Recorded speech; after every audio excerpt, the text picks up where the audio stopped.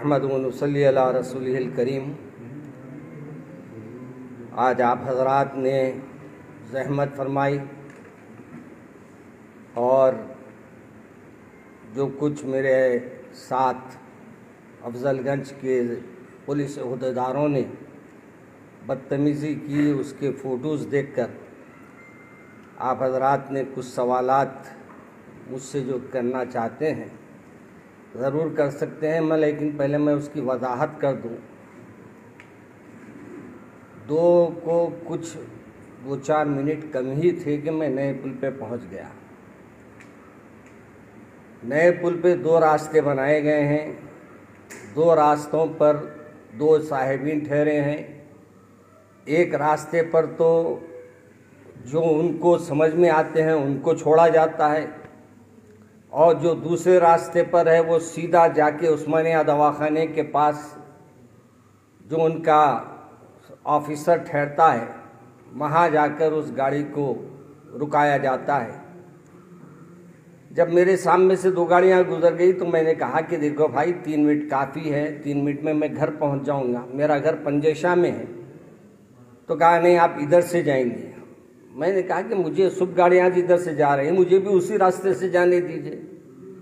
मगर मौजूदा हालात में मैंने देखा कि पुलिस वालों के अंदर भी एक शर छुपा हुआ नज़र आया, और वो शर मेरे जितने वहाँ देर ठहरने पर इंस्पेक्टर या वो जो मौजूद था उसने जो अमल किया है उससे मुझे मालूम हो रहा था कि वो एक ही मज़हब के लोगों पे निशाना बना रहा है। मुझे हैरत ये होती है कि ये चेक पोस्ट हमारी हिफाजत के लिए बनाए गए या हमारे से लूटम लाट के लिए बनाए गए। हमारे कमिश्नर साहब हमारे को इतनी मीठी मीठी तकरीरें करते हुए अपने तरफ मायल करते हैं, लेकिन उनके ओहदेदार जो ठहरे हैं जिम्मेदारी लेकर वो जाहिलों से भी बदतर है। और मैं जब उनसे मुलाकात करने के लिए करीब गया और जाकर मैं अपना तारुफ पेश करने की कोशिश कर रहा था तो उन्होंने मेरे तारुफ को भी सुनने से मना कर दिया। मैंने कहा मेरे पास भी है, मगर वो कहा नहीं आप ठहरिए, कोई बात आपसे करनी नहीं है। तो इस किस्म के जाहिल लोगों को अगर आप ठहरा करेंगे और फिर दौरा करके आप लोगों को ये समझाएंगे कि आप इत्मीनान से है, तो ऐसे जाहिलों पे भरोसा करके हम इत्मीनान से कैसे रख सकते हैं। आज ही मेरे सामने कई रिपोर्ट मैं खुद देखा हुआ। उमर रसीदा ज़ईफ साहब अपनी बच्ची की मिजाज पुरसी के लिए ओल्ड सिटी आए थे। वो बेचारे नामपल्ली में रहते हैं। उनकी गाड़ी को पकड़ लिया गया और उनको कह रहे हैं कि आप पैदल जाइए। क्या हमारे पुलिस वालों के आँख नहीं है? नौजवान चलो है भाई, आप नौजवानों के साथ करिए। एक ऐसी उम्र वालों के साथ जिसकी उम्र बेचारों की 60 से 65 साल की है, ऐसे लोगों पे ये जुल्म। और आप हुकूमत को खुश करने के लिए, कोर्ट के ऑर्डर को बजा लाने के लिए आप ये लूटम लाट का सिलसिला जो जारी करे हैं और सिर्फ एक तबके को जो निशाना बना रहे हैं, ये तो हैरत की बात है। आज मैं 2-3 मुकामात के तस्वीर मेरे पास लोगों ने भेजा। ये सिर्फ मेरे साथ हुआ है। मैं वो जो लोगों को तकरीबन लोग जानते हैं मेरे साथ जब ये अमल हुआ है तो आम पब्लिक के साथ ये पुलिस वाले क्या रवैया इख्तियार करते होंगे, इनके साथ क्या अंदाज इख्तियार करते होंगे। और फिर यहाँ का ACP हमारे क्या है उनका नाम याद नहीं आ रहा, कोई आनंद साहब है शायद ना, आनंद फ़ोन किए उनको, उनके ACP को फ़ोन किए। उसके बावजूद मेरे से ये कह रहा है कि इन्होंने मेरे साथ बदतमीज़ी की। मैं बदतमीज़ी करूँगा क्यों? और मेरे को बदतमीज़ी अगर करना रहता तो मैं चौरस्ते पे आके बैठ के पूरे मीडिया वालों को बुलाकर उनके वहाँ बदतमीज़ी करता, मगर मुझे वो नहीं करना था क्योंकि मुझे घर आना था। और मैं एक कमेटी में से आ रहा था, एक मदरसे की कमेटी थी, उसमें गया मियाँपुर। वहाँ से हालांकि मैं 1-12:30 को निकल गया। रास्ते में इतनी ट्रैफिक, और फिर जिधर देखो सिग्नल पड़े हुए। अब सिग्नलों से बचेंगे तो भी आप जुर्माने लगा रहे हैं। अगर आप ट्रैफिक को कैसे उसको छोड़ के हम आगे बढ़ेंगे, ये भी तो हमारे लिए मसला है।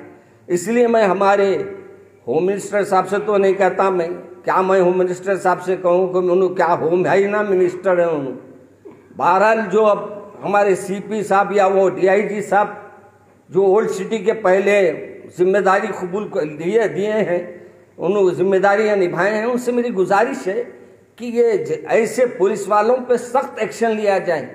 और मेरे को अफसोस इस बात पे भी है कि लोग इनसे खैरखाई क्या करेंगे। अभी देखा मैं एक हामिला औरत को लेकर जा रही, उनसे गाड़ी छीन ले रही। ये कोई शराफत है?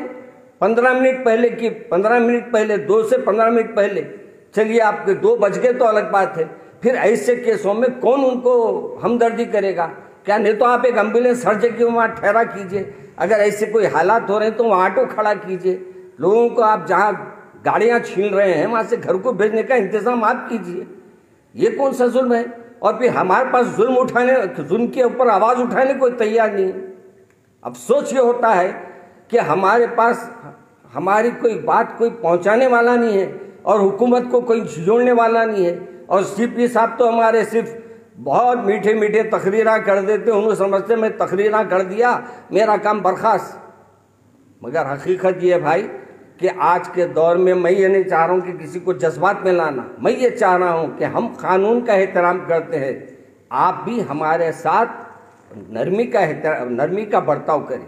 हाँ, नौजवान अगर फिर रहे हैं आप उनको बराबर रोकिए, बराबर उनसे सवाल कीजिए, मगर कोई अच्छी अहम शख्सियत दिखती है तो उसके साथ का तो मामला अपना रुख बदल के बात कीजिए। वही आप अपनी ज़बान, वही अपनी लफ्ज़ी, वही अपनी पुरानी आदतें कैसे आप बर्दाश्त की जाएंगी?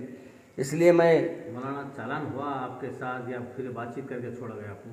देखिए, मेरे को जहाँ तक इल्म हुआ है कि हमारे बिरादर अंसारी साहब ने बलाला साहब को फ़ोन किया था और फिर बलाला साहब भी वहाँ फ़ोन किए तो उनके सामने भी यही कमबख्त ने कहा है कि बहुत कुछ इन्होंने कहा। मतलब कि मेरे साथ लोग मौजूद थे वहाँ, मैं उनको सिर्फ यही कहा कि भाई मेरे पास भी है, मैं अपनी गाड़ी में आज नहीं निकला हूँ, मेरे पास अचानक मैं निकला था, एक दूसरी गाड़ी में मैं आया हूँ, मेरे को आप छोड़ दीजिए, मैं पंजेशा गया हूँ। मैं इतनी बात पे वो ये कह रहा है कि मेरे से बहस करे, ये बहस है? ये कोई हाथ पे मैं बोला भाई मेरा पास है, देखिए भाई के हाथ बताना, मेरे हाथ को हाथ नहीं लगाना, हमारे इनको गाड़ी छीन लेने हम कुछ नहीं करना, इनके हाथ को हाथ लगाए तो इनको कोरोना हो जाएगा। हाँ, ये गाड़ियों के पैसे लूट के खा रहे हैं तो इनके खानदान वालों को कोरोना नहीं होगा, इनकी नस्लें हराम में जाएंगी, मरेंगी इंशाअल्लाह। मौलाना, आपने कहा कि एक तख्ते को देखकर पुलिस पकड़ा जा रहा, तो इसका क्या मतलब, क्या ऐसा हो सकता है? मैं ऐसा महसूस किया हूँ आज, ये मेरे सामने हुआ है।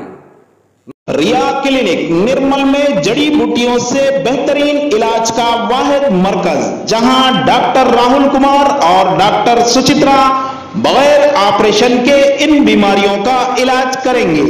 Piles, hydrocele, bleeding piles, fissure, sex के अलावा खवातीन के अंदरूनी अमराज के लिए खातून डॉक्टर्स की भी सहूलत। रिया क्लिनिक रब पैदा करें, बुधवारपेट रोड नजद 4 नंबर मंदिर निर्मल। रिया क्लिनिक फोन नंबर है 91777995 834133764।